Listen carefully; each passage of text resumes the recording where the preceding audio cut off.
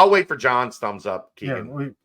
Yeah, we throw. There we go. Okay, we got thumbs up. How we doing, guys? We're doing great. How about you? Good. Yeah, you guys have a busy day. We appreciate it. Really appreciate it. You know, I'm crazy enough to think of something like this and just you know, caution to the wind. Let's just do it, and we'll figure it out along the way. And we love being able to partner with Cincy Reigns and being able to help everything that goes on campus. And we always greatly appreciate your willingness to join us and talk about the ongoings in the athletic department. We get you 2-3 times a year, and it's phenomenal. I don't know of anywhere else that has a relationship with the athletic department and athletic director like we do with you. And it means a lot to us, John. Well, I think that speaks to what you guys do for us and how you drive our brand and all that you do. So, you know, you're part of the family and supporting the Bearcats in a really unique way. So thank you. Let's get to it. 513 day, Cincy Reigns. From your perspective, from an athletic director's perspective, I know this NIL stuff has to be. It's a whole new world, and it's an ever evolving landscape. Tell us about that relationship with Cincy Reigns, how it came about, and how this partnership has kind of been a model to look at for the way things are being done around college sports. Yeah, I mean, it really goes back 2 years now, a little bit over 2 years, when, you know, you had some things change in the landscape of college athletics, and student athletes were able to use their name, image, and likeness to profit. And so, you know, it started kind of one direction. We've talked about this before. It started with that year that we went to the Cotton Bowl, and we had Sauce Gardner and Des Ritter and others that did, you know, brand deals with local brands and then some national brands. And that's where we were for a little while. And then you had collectives pop up, and collectives, you know, were quickly became part of everything that we do. But essentially it was donors getting together, donor funded, putting money into a collective, and then using student athletes' name, image, and likeness within the community, and then paying student athletes out of that collective. And so once that started, it was a snowball effect across the country. And so we had to quickly be a part of it. You know, you can't be left behind. This is all of your program. I always make that point. I'm a steward here, but we want to compete. We want to compete at the highest level. And part of that was making sure that we were going to be in the collective space. So out of that, you know, we had the right people step up at the right time, you know, really with Brian Fox, Chris Miliano, Ken Tracy, others, Tracy, within that group, all those people that were volunteers that stepped up and said, you know, we care about this place. We think we have a take on a collective that could be really special for the Bearcats. And so that's how Cincy Reigns got started. And then, you know, it takes a village, and that's what it's been. It's been a lot of effort and a lot of time and a lot of hours put into trying to make this something great. A lot of internal people have helped out, Ben Hofstetter and others, really working hard to build out what is, I think, a model of a collective, which is the right people doing it the right way for the right reasons, with a really good structure around it and a lot of transparency. And as I talk to ADs around the country, most ADs do not have the type of relationship that we have with our collective. And most ADs honestly just don't trust the process like I trust the people that we have working Cincy Reigns. I was going to bring up the fact that Cincinnati has been recognized for having one of the top NIL collectives in the country, not just regionally, not just locally, but in the country. What does that mean to you as an athletic director to have that type of recognition for such a brand already?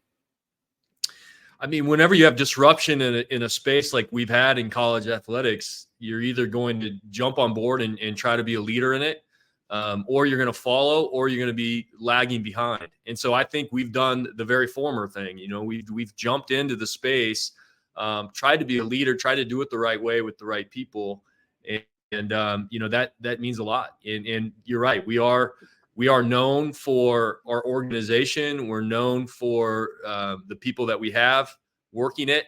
All that being said, we have to get the dollars that everybody else has. And that's really the challenge that we continue to have, which is I've always felt like at Cincinnati, the way we were going to be most successful in the space, if we had all of our donors do something, all of our fans do something. This is your program, and we need you now more than ever. And part of it is I put the question back to everybody else, which is, who do we want to be?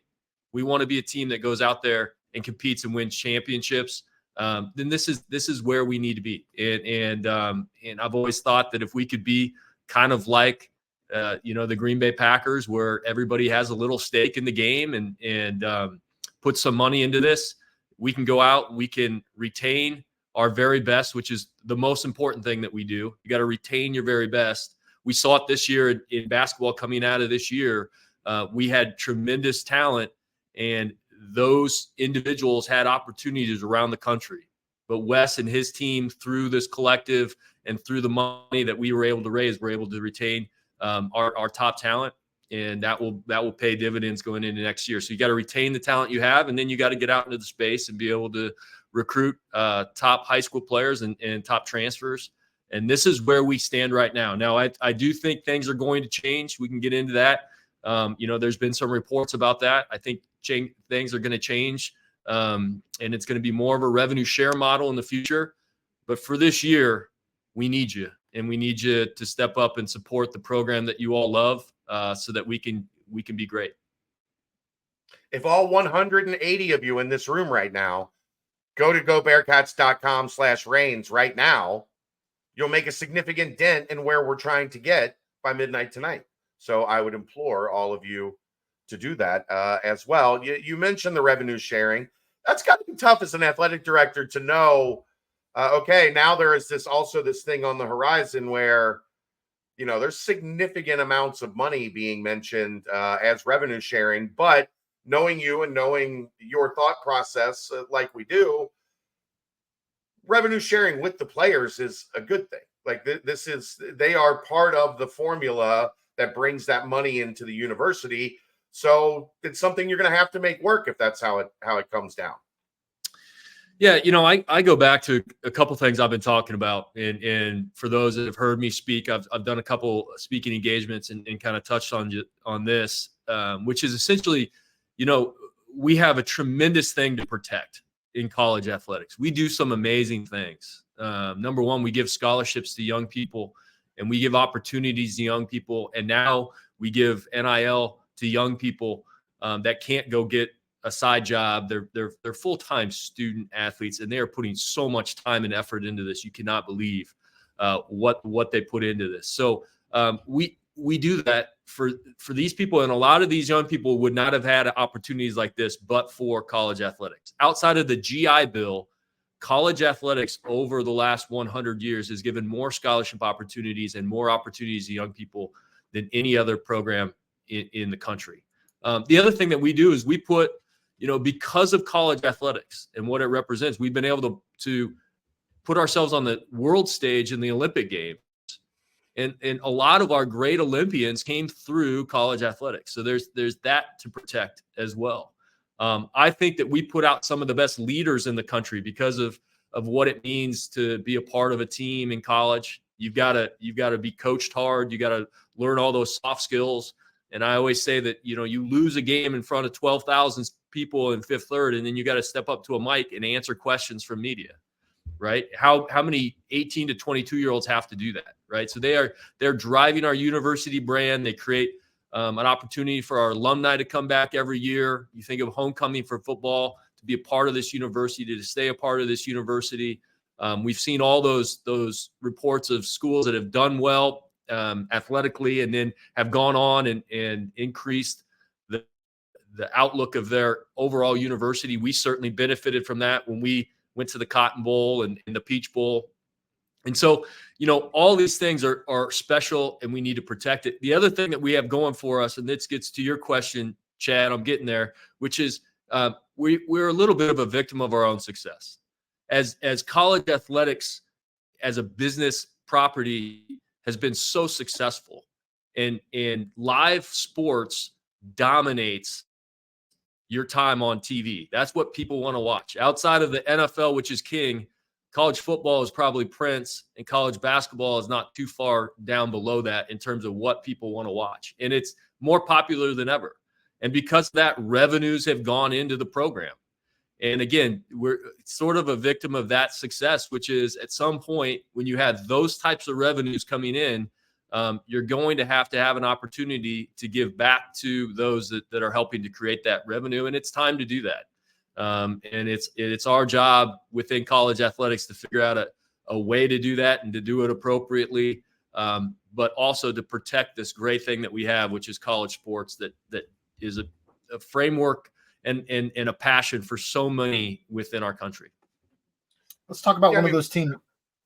I was just going to say, along those lines, what people have to remember when all this started, there were no billion-dollar TV deals. It was basically ticket revenue, a little bit of money off of merchandise or whatever the case may be, a little bit of sponsorship money around your stadium, and all of that money went back into the athletic department for the programs to operate. And now you're talking 30, 40, 50, $100 million a year going into schools. I think we're at a point because of that, because of the explosion. It's only fair that the athletes are now part of that equation, when I think for a while it made sense to do things the way that they were done, because the operating expenses did pretty much match what was being brought in. Now there's a surplus, and certainly the people, out on the field, you probably wouldn't say there's a surplus, but that's just where my thought process is on it. Yeah. And let me be clear. There's not a surplus at Cincinnati. We have not benefited from, we just haven't. We have not benefited from all of these revenues that the Big Ten and the SEC have gotten over the last 20 years. We finally got into the game, which was so crucial for us to do that at the right time. And it doesn't happen without the investments of all of our donors and our fans over the years. So we crack that code. We get into the Big 12. But if you remember, we're half share for 2 years before we become full share in 2025. And so we're probably more than anybody else needing that support right now. That's why we're in front of you today asking for that continued support, so we can stay competitive, give that fuel to our coaches right now to stay competitive. And then I think things will change over the next couple of years, and we'll hit some equilibrium where we're going to be able to take dollars, most likely we're going to be able to take dollars from direct media revenue and be able to distribute. And then we're still going to need donor support for other programmatic things and some other things that we're trying to do. But it won't quite be what we're going through right now. This is a time period in which we need you, and we need you specifically so that Wes Miller, Coach Satterfield, Coach Bishel, Katrina Merriweather, Molly Alvey can have that fuel to do what we need to do to compete, because it's really, really important. One of those teams having a ton of success right now, as you mentioned, Coach Bishel, has 11.7 scholarships to divide up amongst 40 roster spots, and that's the baseball team.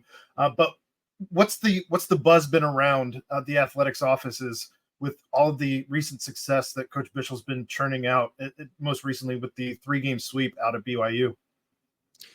Yeah, it's been incredible to watch this team develop and start to play Bishel ball. I think he has a way. And when we hired him, we knew that he had a certain type of baseball that he wanted to play, exciting baseball, score a lot of runs. And so that's been fun to see this team sort of adopt to his culture and buy in that way. And it's shown up on the field. So this next week is, I would say, the biggest week that I've seen in Bearcat baseball since I got here. Remember, we went and we won the American Conference right before I got here in 19. But since that time, this is absolutely huge. We've got UConn on Tuesday night here at home. That would help us with our RPI. We've got to get that RPI up. We are true. Think about think about college basketball. We're a true bubble team in baseball. Same scenario. You get 64 teams in. We got to try to be one of those 64. And a lot of it is the math equation of RPI. So we've got a chance this week to play UConn on Tuesday. And then we have the number 1 Big 12 team in the country coming in with Oklahoma.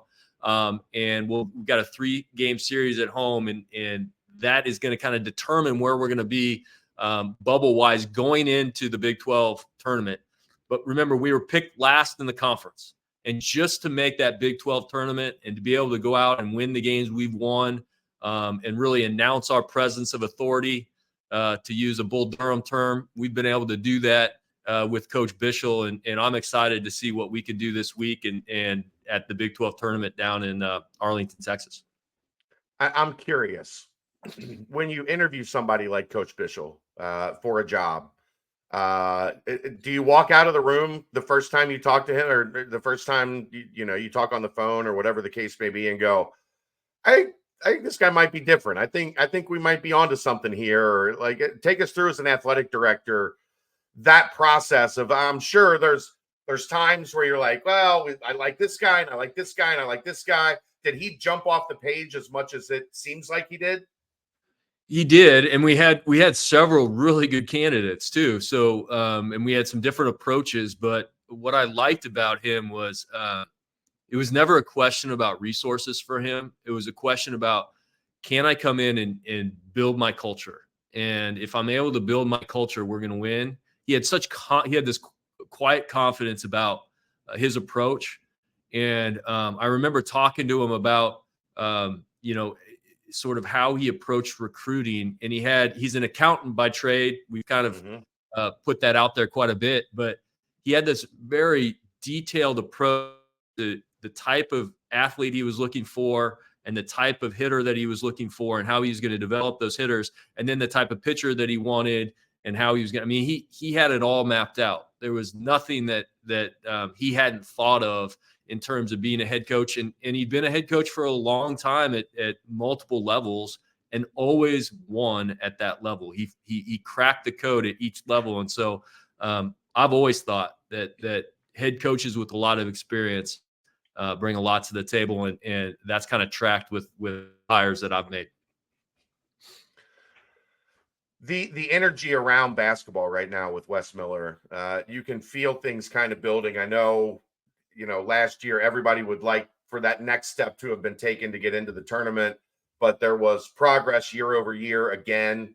And he did something in this day and age that is more difficult, I think, than people realize. And that's kept the core of his roster together.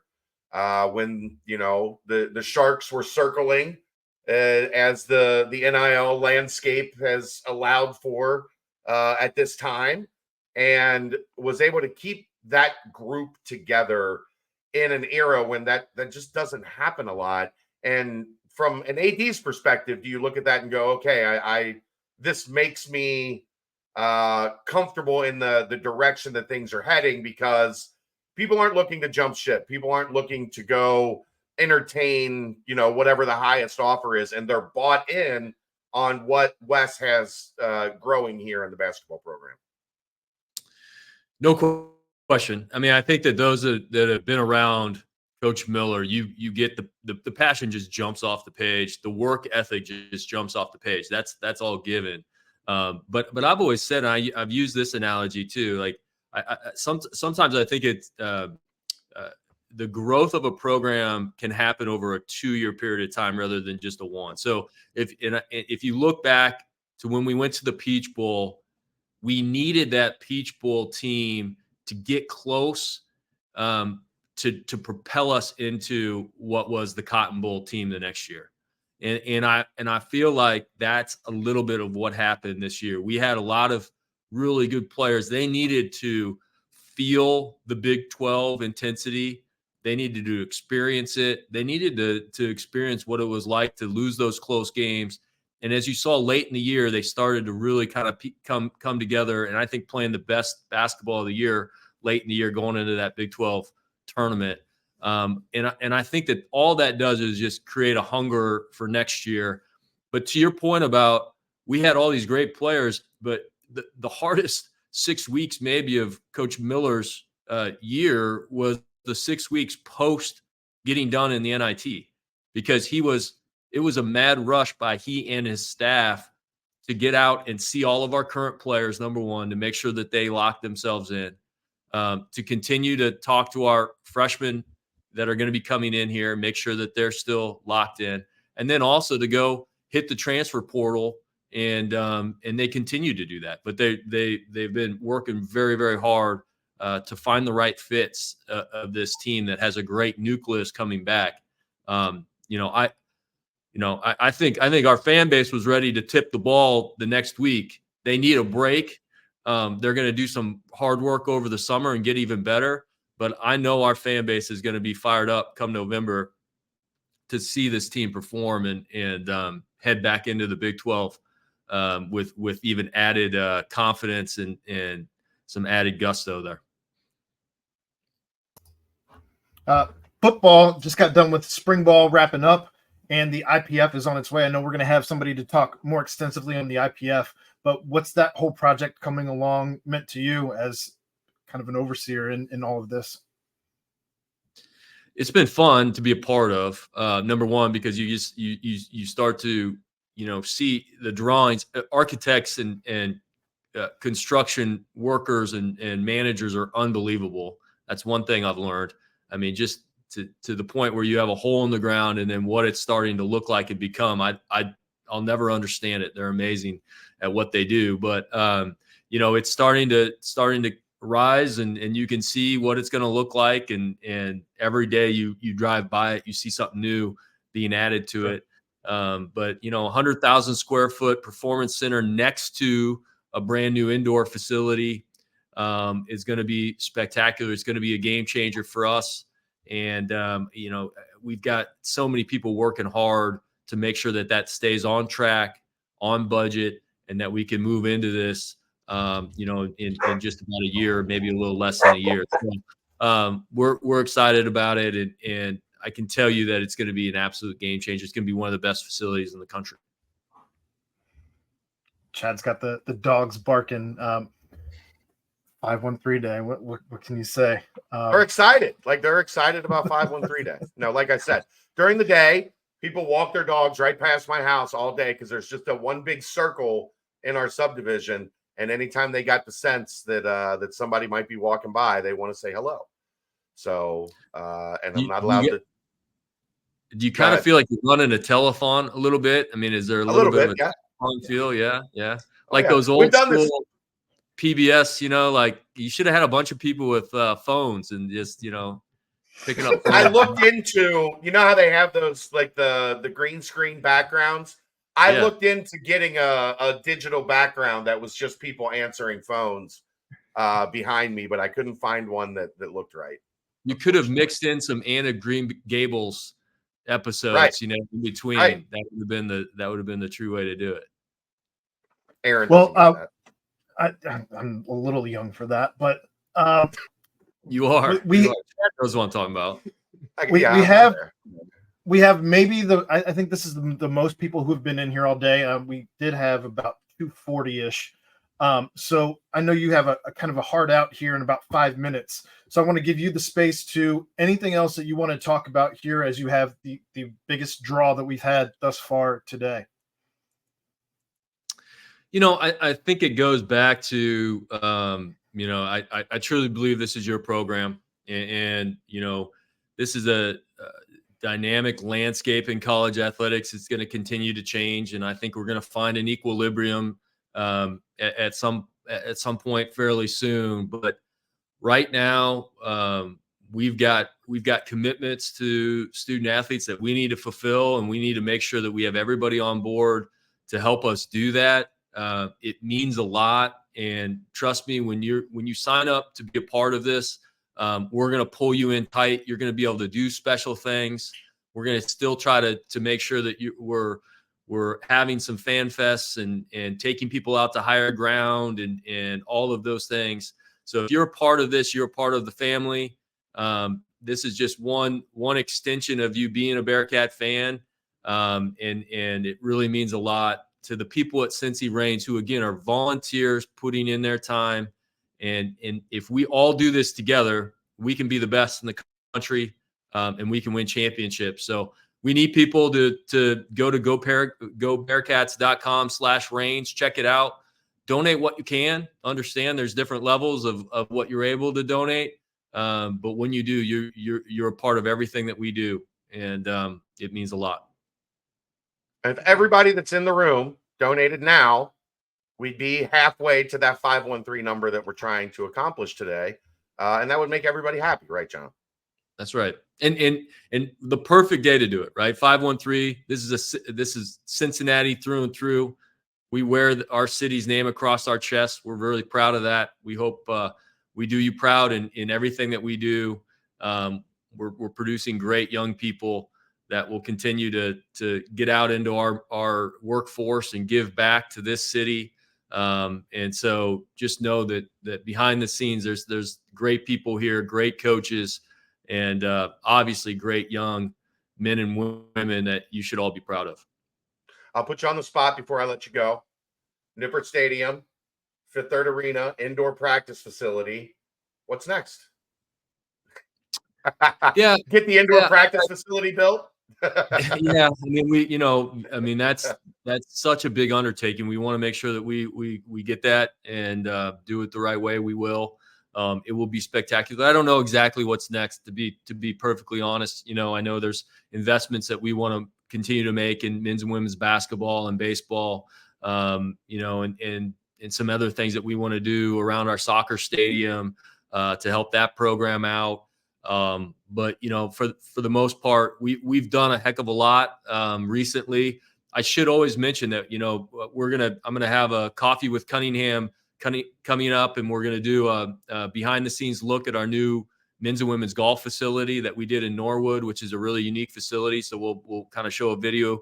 So if you're able to join us for the next coffee with Cunningham, we'll have the golf coaches on talking about that, and then the Armory project that we probably haven't highlighted enough, which is we have a brand new track in the Armory. If you haven't been in there, or it's been a long, long time since you've been in there, it really is a beautiful old Armory. It has some nostalgia to it, and new paint, a new track really made it look sharper than it has in a long time.